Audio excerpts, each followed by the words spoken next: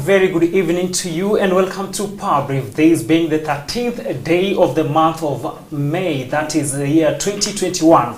I hope you had a very wonderful Easter festivities. It's been a while since I took a break, but tonight we are back with a bang.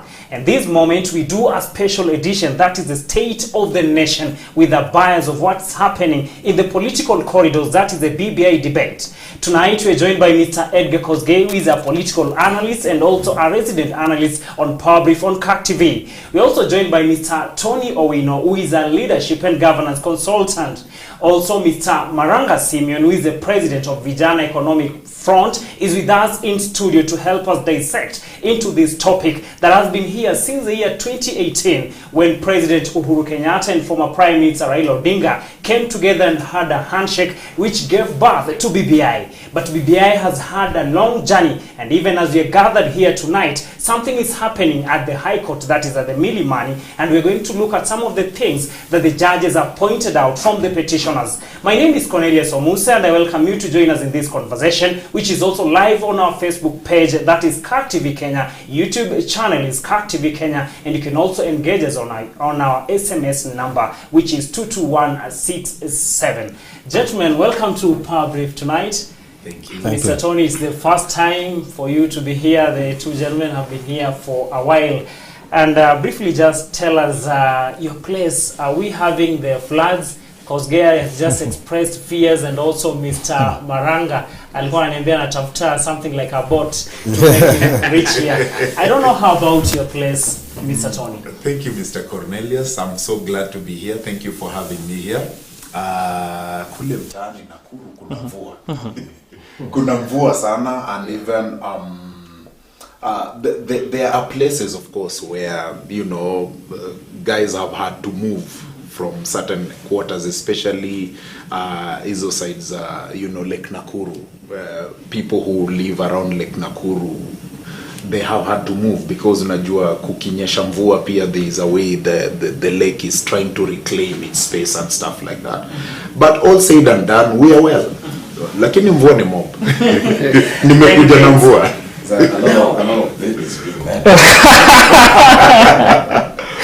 It's a command in the Bible that be fruitful and multiply. Now, there is something before we go to the BBI. There is a bill that the president is yet to assent to, which has come from Honorable Jeremiah Kioni, concerning public fundraisers. A very deeper, well-outlined law has come up on the procedures and how this thing is supposed to be done. And looking at it, in other words, it's like it's blocking these harambees to take place. And beginning from Mr. Kosgei, something like this happened after Kibaki took power, and then it came back. Yes. Is it viable for this process to go through in an African setup, especially in Kenya? I wanted to say that it happened during Kibaki's time. They wanted to curtail what Moi used to do in public. They used to go and fundraise. So the question that time was, where do you get your money to give out in public? How much are you paid as a public servant so that you can give out such an amount of money to help in pushing a certain cause? So it helped to curb the public expenditure. Public expenditure pushed people to go and look for money illegally. And I am thinking that Jeremiah Kioni, if he were here, then he would have told us why he thought of coming up with such a law again. That time, it was through an order, a presidential order.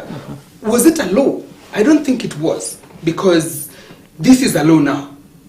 But I am thinking that it is yet now to regulate how you're giving money into a certain cause, to push a certain cause.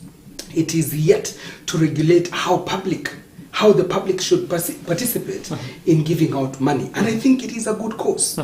It is a good cause. But also it is going to affect the giving of money. There are people who have benefited from such funds. how are we going to make sure that the right people get the right kind of financing without having a law block such people from benefiting from such a fundraiser? How are we going to help them? I wish we had said so that we can discuss it in a broader view. Yes. The main thing here, Mr. Simeon, is about the accountability of before you hold a fundraiser, you have to seek for permission and explain how much amount of money do you want to raise, and also the viability of the project that you want to invest into. Few days ago, I saw you doing some fundraising about comrades and everything, and I know maybe comrades this thing has hit you. Is very low tonight. Is this the thing that is giving you stress? No. The stress that I'm having right now is about the future of Kenya past 2022. And I'm burdened in my heart as Omoe Maranga that are we going to still stagnate as a country, or we are going to endeavor to be a postmodern country that will be competing globally. But responding to your question about Harambes, you see what Jeremiah Kioni is trying to legislate is trying to legislate behavior. You cannot be able to legislate on compassion, for example. When Mr. Kosgei here hears that my son is going to kindergarten next year, or in high school after some time, he will feel compelled to come and fundraise and help me to take my child, who will be a beacon for the society. Or tomorrow we have a burial, or the other day we want to build this structure to help this community. Maybe it's a polytechnic we are setting up, or a church, or a school. I mean, contributions in Harambee are done through compassion and empathy. You cannot legislate on behavior. It's like now creating a rule on love. You want to now, create a law that will control who you love, how you love, when to love. Come on, boy. You're not going to make that. So what Jeremiah Kioni is doing, it will be enacted into law. It will be signed on paper. But I can tell you right down on the ground, there's no way you are going to say we are not going to contribute, or tell us what you have contributed. We'll definitely get numbers that are unverifiable. And at the end of it all, as Mr. Kosgei asked, what are you trying to beat? So for me, you cannot try to take Ubuntu from us. You see, Harambes are founded and grounded on the spirit of Ubuntu. Now, what is Ubuntu? Ubuntu means I am because you are. Now, if I am because you are, that means when I have a problem, you come and help me. When you have a problem, I come and help you. But now to come and tell us that now before I help you, you must now do this and this. Very soon, what makes you feel that Jeremiah Kioni not bring a law that says before Utume fair, you have to give a law? I mean, come on. Are we now going to be down? I mean, ladies should be out there, should be worried, because now we'll have a law controlling. Now you send fair. It's fundraiser too. Now, when that information came out, Mr. Tony, and when you look at some of the dailies, there was a photo of the Deputy President William Ruto carrying what he carries in a fundraiser. And you realize that for a long time, Raila and Ruto have been exchanging words. Unatoanga wapi pesa yenye unatoa all through and every time. So there's this notion that this law is aimed at one individual, not even Maranga or Kosgei. What is your take on that? I think it's a matter of perception, because when the first question that I asked myself when I heard of that bill that Jeremiah Kioni is pushing, it's very important that we become genuine in what we are doing. You see, because there are certain bills, according to me, that come up that are not just bills, but they are set to achieve a certain objective. But now question is, will it be that every other time something comes up, we have a bill for it? Every other time we perceive that somebody is doing a certain thing, then we have a bill for it. Well, much as there are many questions there are many questions about, like how one concerning accountability, so to speak, and in matters finance, and of course there has been stories of corruption and all that. At one point, I usually stop and say, who is this who is not tainted, who can cast the first stone? That is the first thing. The second thing, like you said, and I would want to put it this way. In my understanding, I think that bill is malicious. And it's not because I am holding fort for anyone, but I think that bill is malicious. Because, it's about creating a narrative. It begins by, somebody said that if you want to kill a dog, you first give it a bad name. Hyenas, if they want to eat their young ones, they accuse them of smelling like goats. You understand? So, when we come up with a bill because we are trying to answer a problem that is individualistic, then that bill does not work. Because like you said, for instance, let's say that this bill is signed into law. In Kenya, we are known to have very progressive laws, but they have never deterred certain things from happening. Yeah. They have never deterred mischief, for instance. Okay? So I would ask that there is genuineness in the drafting of certain bills, like my friend the analyst was saying. Because I think it would be time. I would have wanted to have a one-on-one with Jeremiah Kioni and ask the spirit behind that bill. Is it a progressive, is it an objective bill, or is it a subjective bill? What Jeremiah Kioni should actually be legislating, and many other legislators, is the bill on reducing unga, not the bill on how my Mashirani church, Mokorogonya SDA Many church, thanks, guys. We'll get time for that. Now, something is happening at the Milimani Law Court, that is at the High Court. And 17 petitions were consolidated regarding the BBI bill. And we've seen what Justice Odunga, what Justice Chacha Mwita are trying to bring out as per the petitioners, the prayers that they made, what the respondents also had, and what is coming out from them. There are 4 things that have really come out very prominently, and one of it is about the president's role in this bill. At some point, the judges have come out to say that the president, as the head of state, wasn't supposed to come up with such a bill for legislation because he comes from an executive arm of the government. Now, Mr. Tony, to begin from where you sit, you understand the office of the president. You have the attorney general. You have all the legal scholars, the best that you can want to pay. How comes at the end of it all we are having such a scenario, such a shame coming out at the High Court tonight?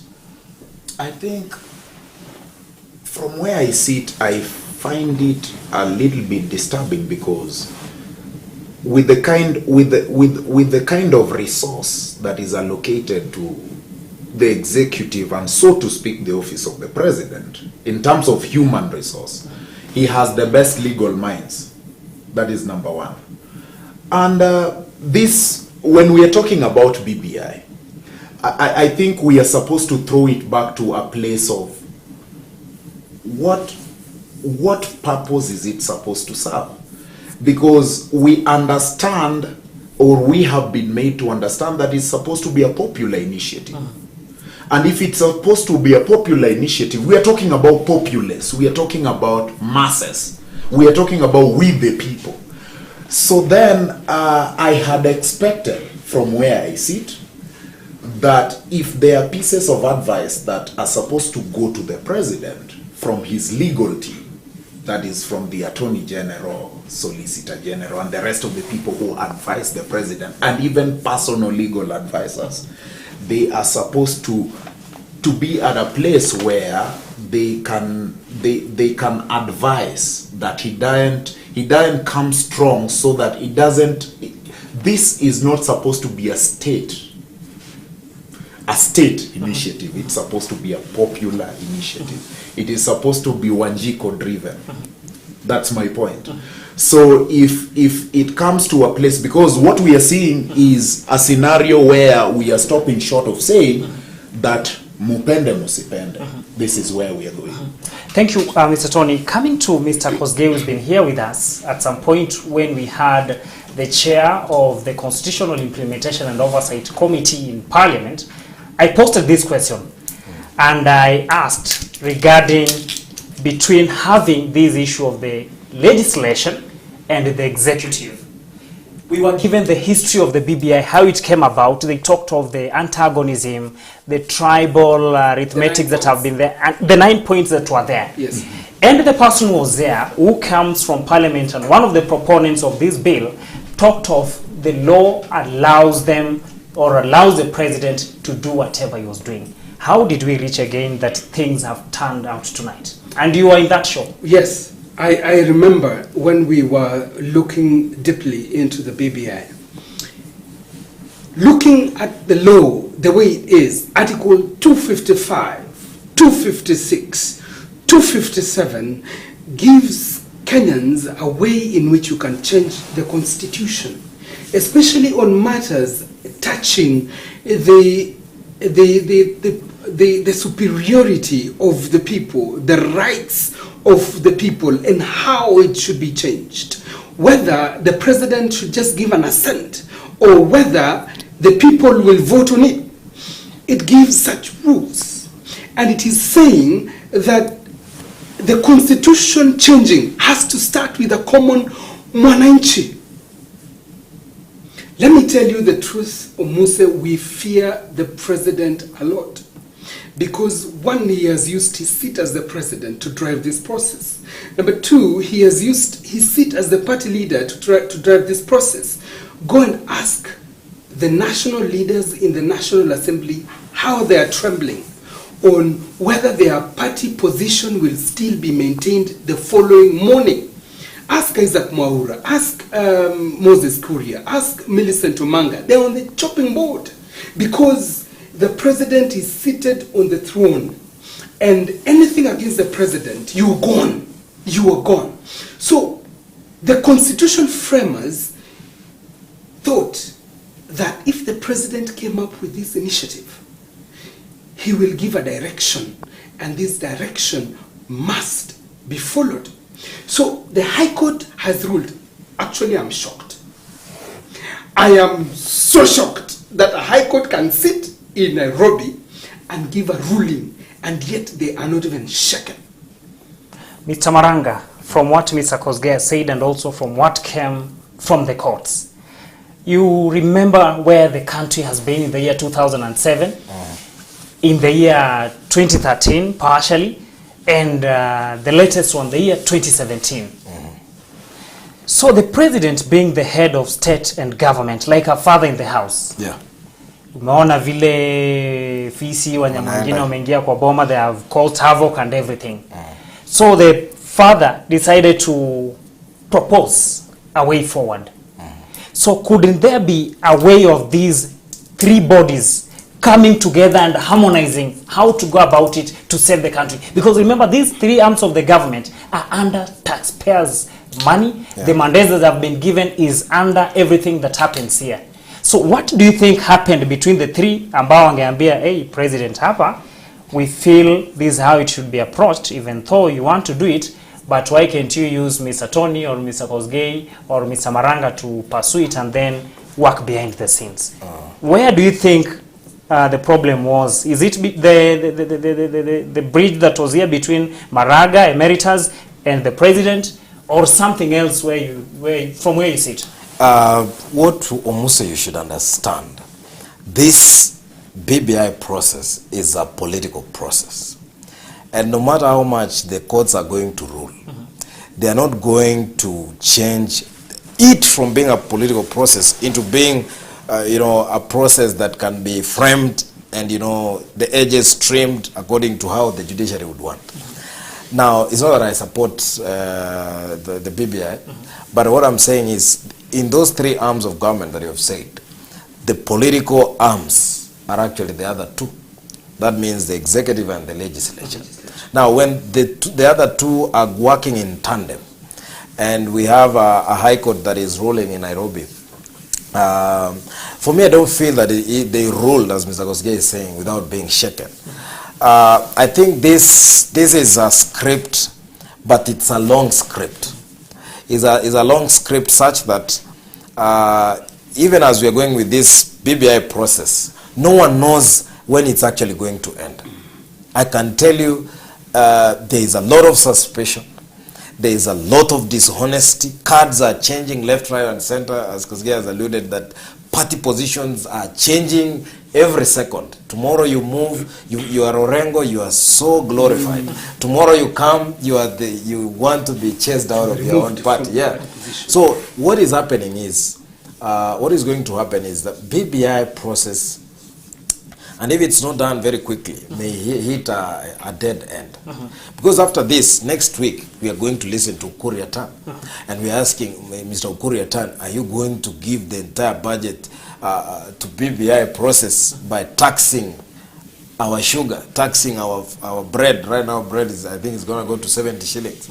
Or you are going to stall this process, albeit we do an election first. And then from there, we now prepare for the BBI. So as much as we have judicial problems ahead, we also have financial constraints. We have even political problems ahead. So no matter how the judiciary is going to, the High Court is ruling, I think this thing will end in the Supreme Court. Now, and right now, when you talk of the finances, yeah, approximation that was done by the IBC at some point was 14 billion. I'm glad Mr. Tony is a mathematician. Raila talked of 2 billion, whichever within this range. So this is an intervention from the document. The proponents of BBI are talking of 14 billion is a money that we want to use to streamline the future. Because at some point we had an allegation of 87 billion having been lost once. Do you think, Mr. Tony, the argument here of revolving around these funds holds water at any given point, bearing in mind that Kenya loses hundreds of billions per year through corruption? Wakati wanasema mgala mpe muue lakini haki yake pia mpe. First of all, Bwana Omuse, I would want us to look at it this way. This will rub many people the wrong way, but I want to ask, considering where we are today, considering the fact that from July, gas, LPG, that was zero rated already is having a taxation on it. Yeah. Terrible. Is BBI our priority? Because today, Omuse, today there are people dying in hospitals. Today we have a COVID, we have a pandemic that even of course I know people would say, and there are those who are saying, this has been with us and will be with us, which I find to be very pedestrian. My point has always been, our priorities are upside down. This wouldn't be the time when we would want to pump 14 billion that we are even not sure whether is there, to go to a program that, if you look at a greater percentage of it, is not answering the common mwananchi's need. I am sorry, but I will say it. If we look at that document as it is, we should want to ask what percentage of it answers the need of the common mwananchi. And the question is, why are we common mwananchi? Who are the majority? Not standing against these puppeteers. We are coming into that. And that's why we need take to a quick commercial break. When we return, we'll be looking into some of these contentious issues that the judges have raised, and they are keeping on raising at the High Court, that is at the Milimani. Mr. Edgar Kosgei, Mr. Tony Owino, and Mr. Simeon Maranga are helping us to break down this issue of the BBI, which Mr. Maranga is referring to it as a script. Indeed, it's been a long journey since the year 2018, and at every stage, the BBI process seems to be facing a number of hurdles. What is the way forward? Who did not do his duty right, and at which particular stage? And is there any remedy? And is there any possibilities of having this referendum before the next general elections, which is scheduled next year in August, that is constitutionally? Keep it on CAK TV on Power Brief.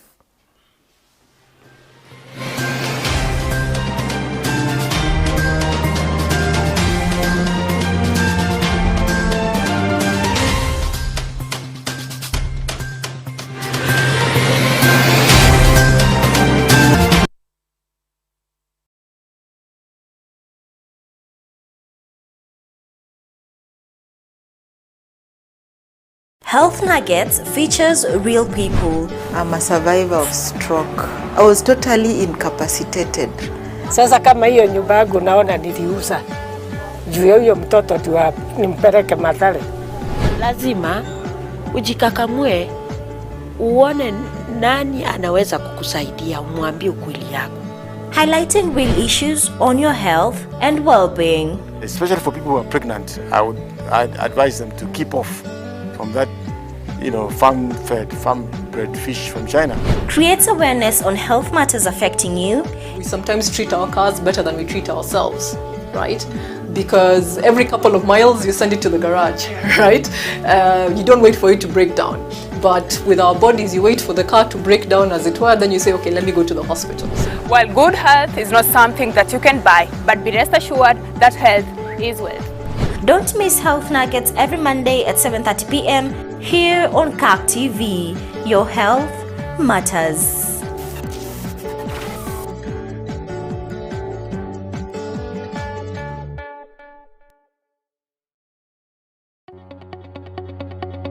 We welcome your feedback on our programming. For questions or comments, kindly get in touch with us on email info@kaktv.org, SMS us on 22167 or call us on 0794 588 054.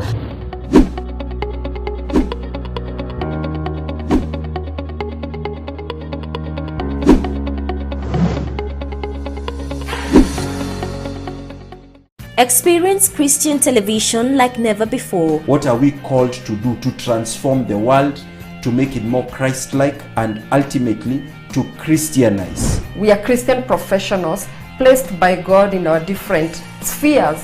CAK TV brings you news. Ulimwengu unabadilika kwa kasi na kila dakika ya siku kuna jambo unalopaswa kujua. Economic. Ni mmoja tu wa wanabiashara ambao tumezungumza nao, mtazamaji. Health.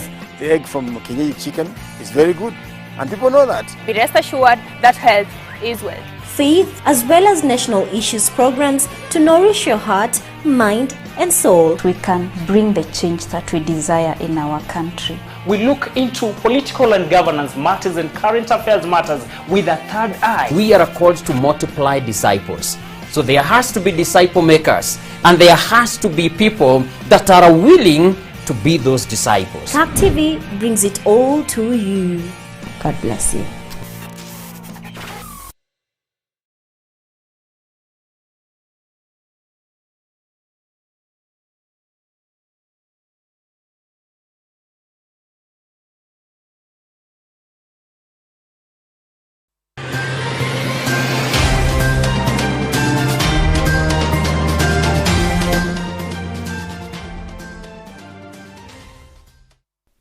Welcome back, and many thanks for tuning into Power Brief on CAK TV. Tonight we continue looking into this heated debate, that is the BBI.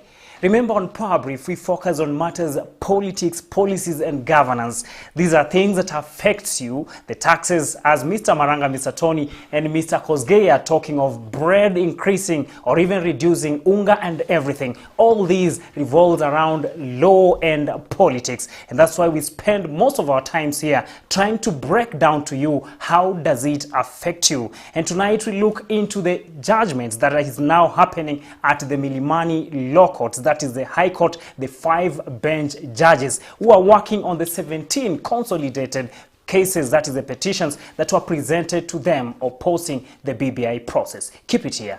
Now, gentlemen, before we went for a break, we were looking into something. And there is another issue here that the judges have raised, that is a story around the constituencies. At some point, James Orengo and that is Otiende Amolo. Otiende Amolo even got some injuries politically because of his stand. One morning. Orengo, I know, maybe has some immunity. The injuries may maybe affect him later, or he has them. Regarding the constituencies, the judges have spoken about it, talking of this role is a role of IBC constitutionally. And most people have been wondering, where did the proponents of this bill get the information or the wisdom to suggest that here we need A, here we need B, and it goes like that. So where did it begin, Mr. Edgar? It began from a point of not having information on how a referendum should be conducted. The proponents of this referendum have been faulted for wanting to give constituencies just like that to every corner of the country. This is the mandate of the IEBC, and IEBC has been given power under our constitution to come up with boundaries of each and every constituency.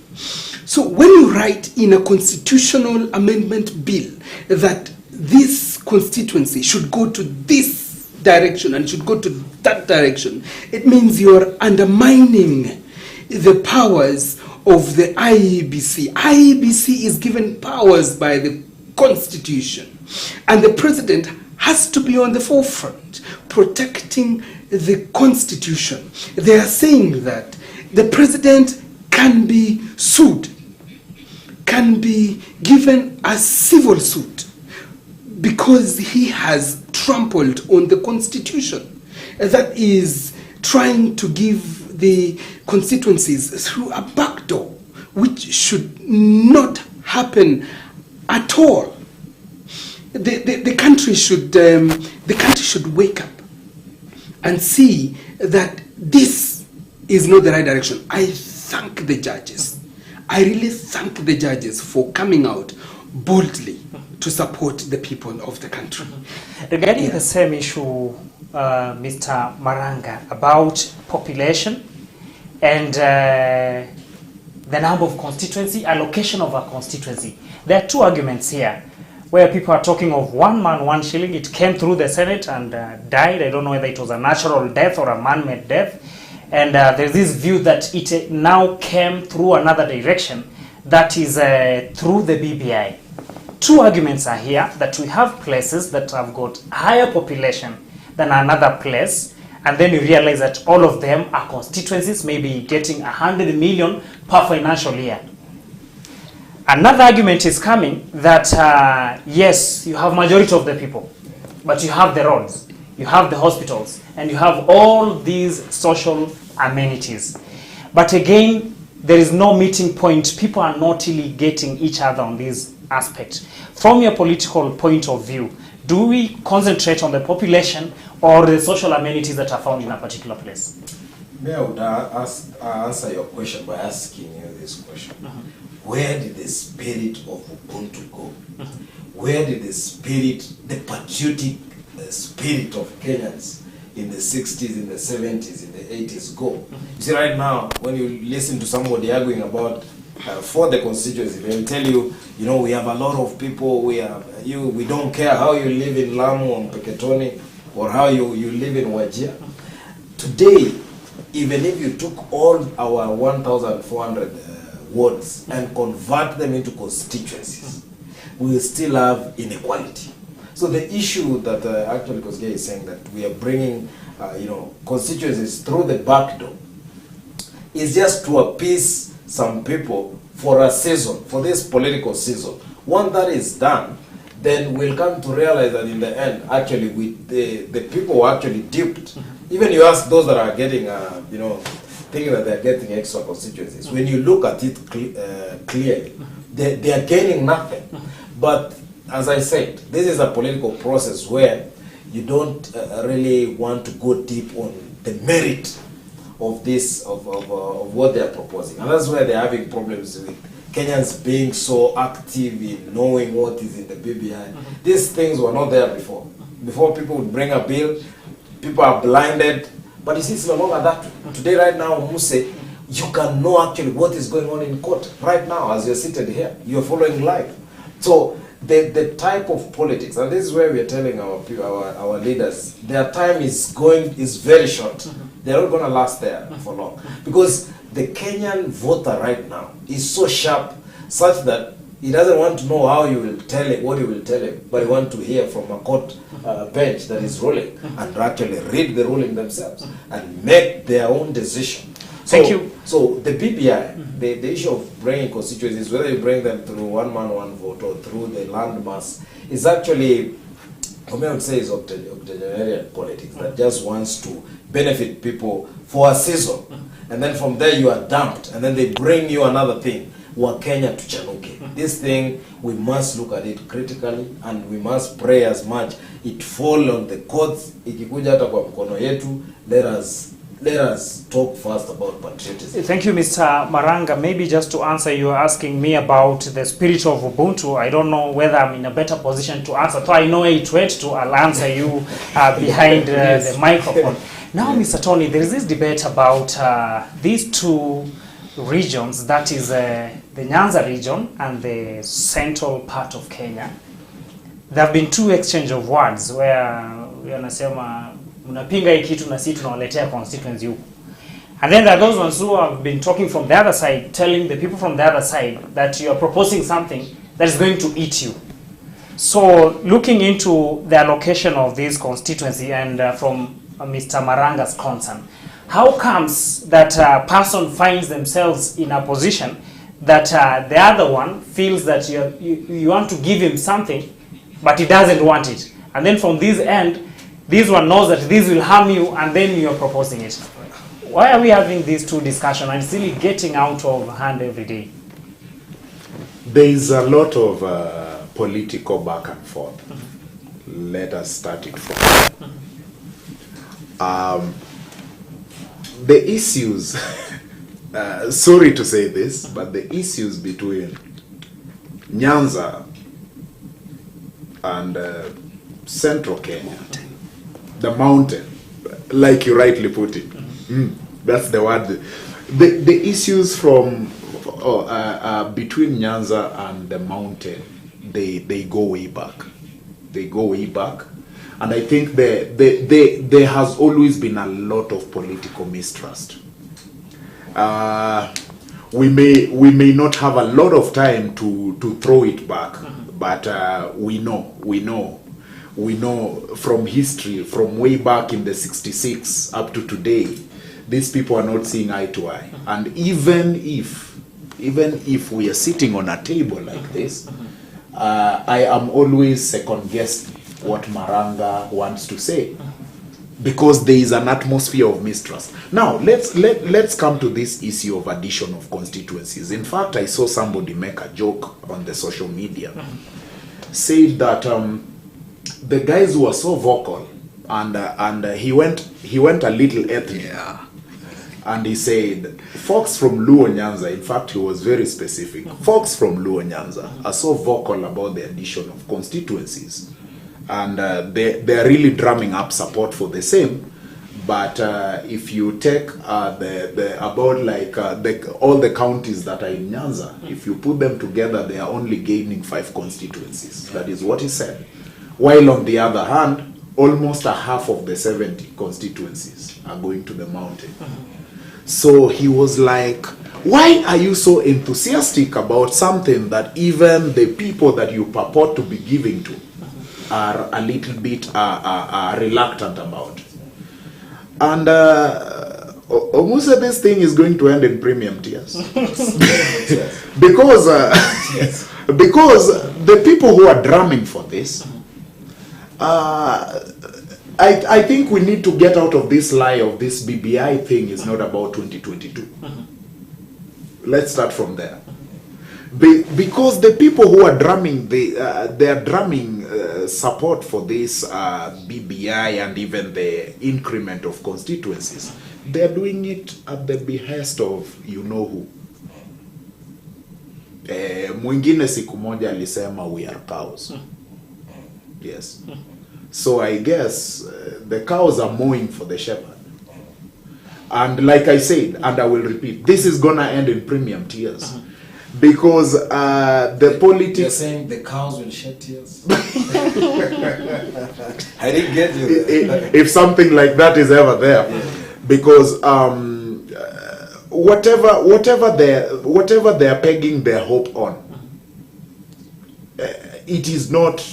from where I see it, today is Thursday. From where I see it, they are not guaranteed. They are not so guaranteed. If you go by the tone of everything that is going on, they are not so guaranteed. There is a lot of politics going on. And if you are not careful, we may get the 70 constituencies. If, God forbid, we may get the 70 constituencies.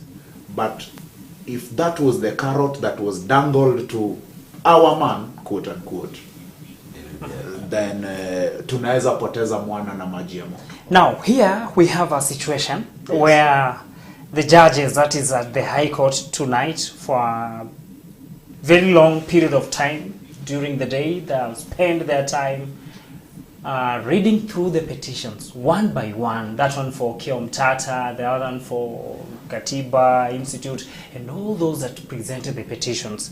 And there are things here that they have pointed that indeed, if it proceeds through this procedure, then it is gross violation of the law. In law, it's said that when the process has been broken, then there is no There's law. no legal consequence. Let's look into some of this situation here. There are two things here. Maranga has made his ruling.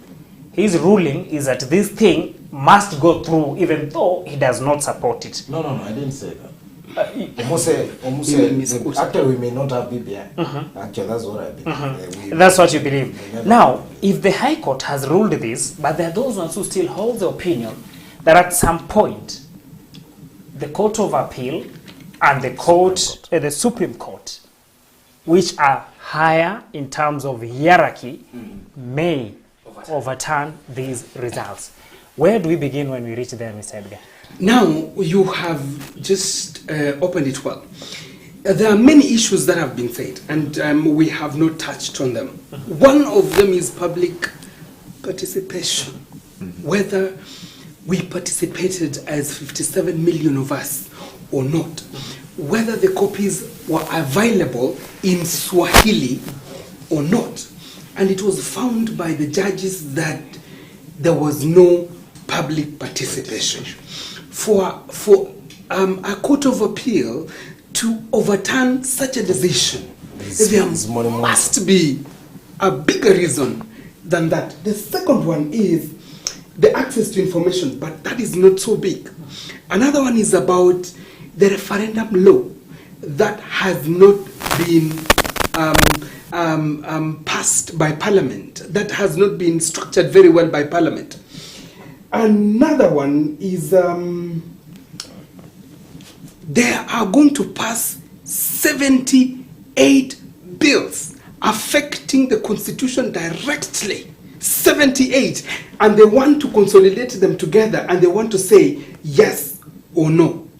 The High Court has ruled that if the bills affect the Constitution individually, then they have to be distinctly brought out individually, so that they are now moving into the Ruto way or the Ruto school of thought. Let us leave Ruto out of this. No, we are discussing the Constitution. It is a Constitution, yes. But remember, Ruto has been applying this, and he came up with this suggestion, which was rubbished. You are right. So I'm just trying to ask you what the court has said. Is it intermarrying with what Ruto was trying to propose? Actually, it is. It is.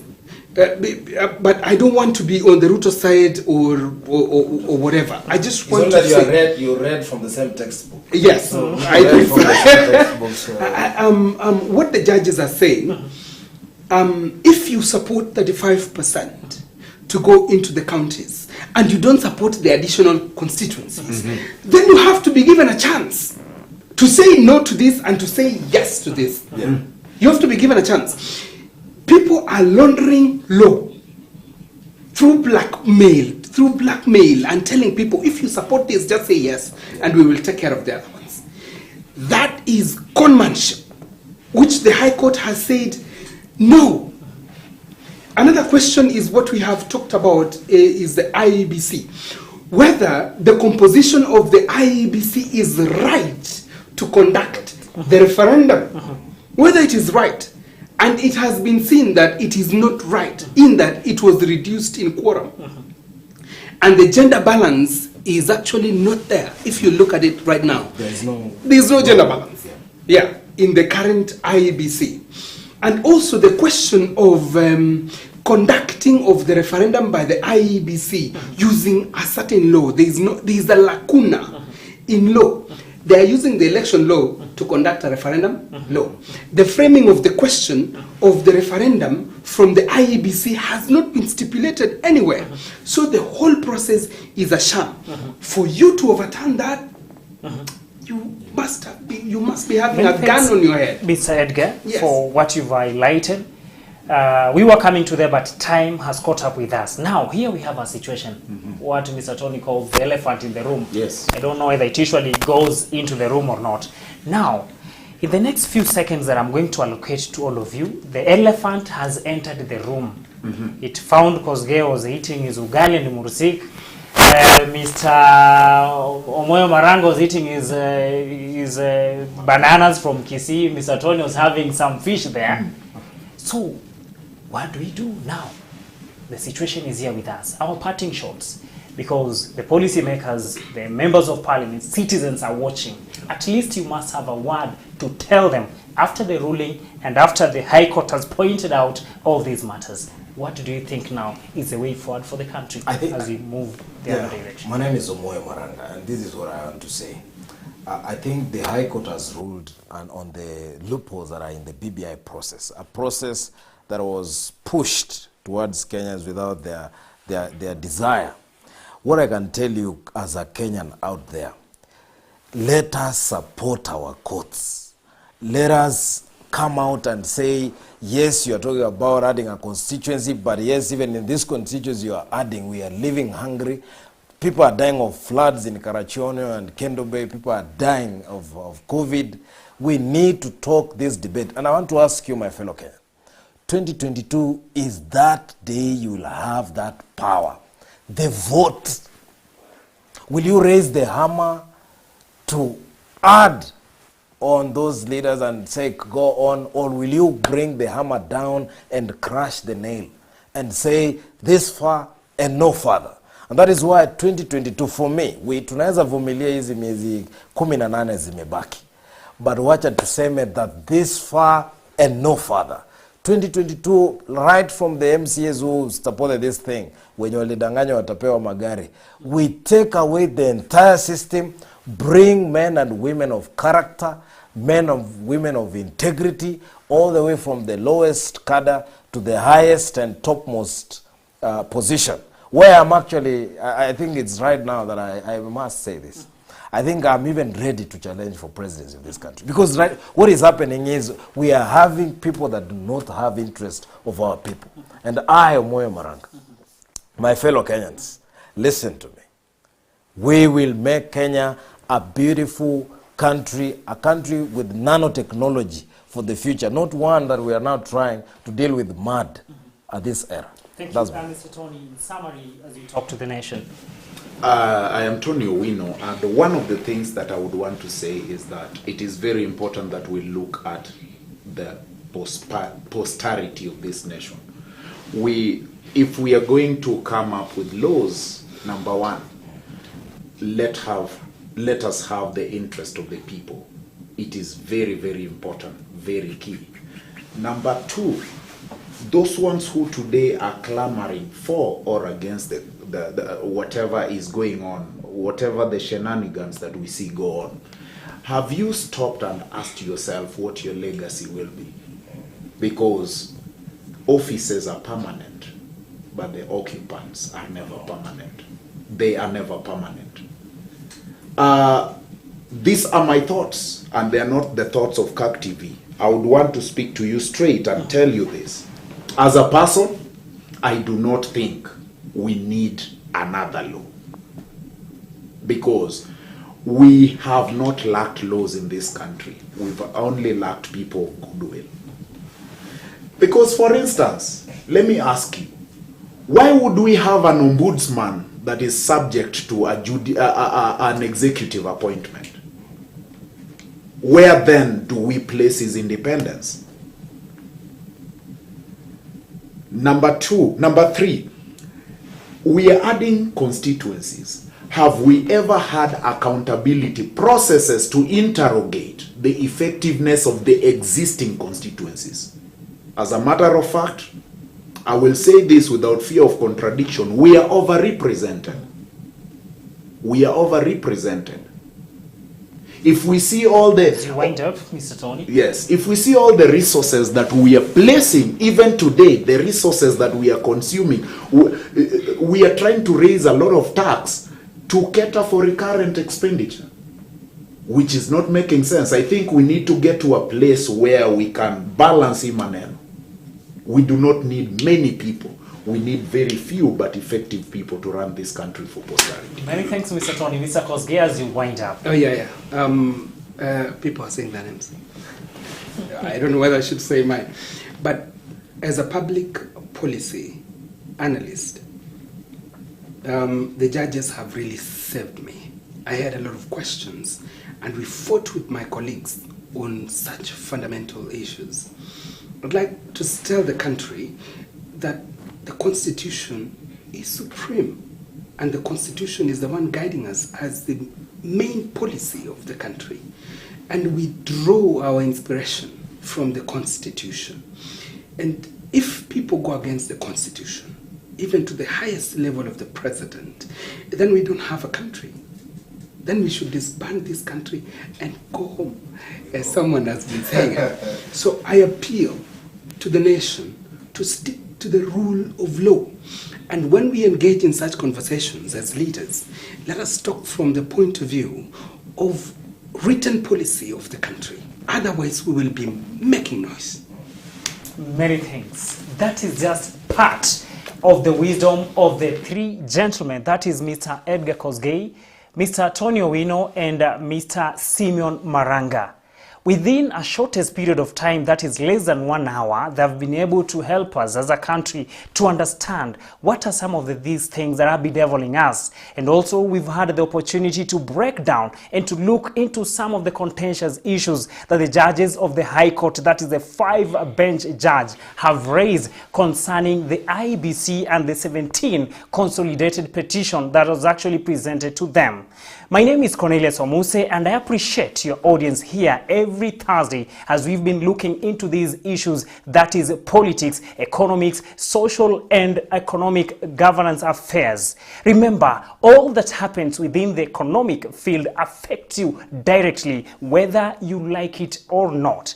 But as all these things happen, remember our national mantra, that is peace, love and unity. And that is why our guests have tried to give the alternative approaches to these issues that raises temperatures, especially the political temperatures. And as the temperature raises at some points, it leads into some of the undesirable events that do not really help the country to move forward. Till next Thursday, God willing, I wish you a very good night, and let's have discussions all over on how we can help grow Kenya. Have a very good night.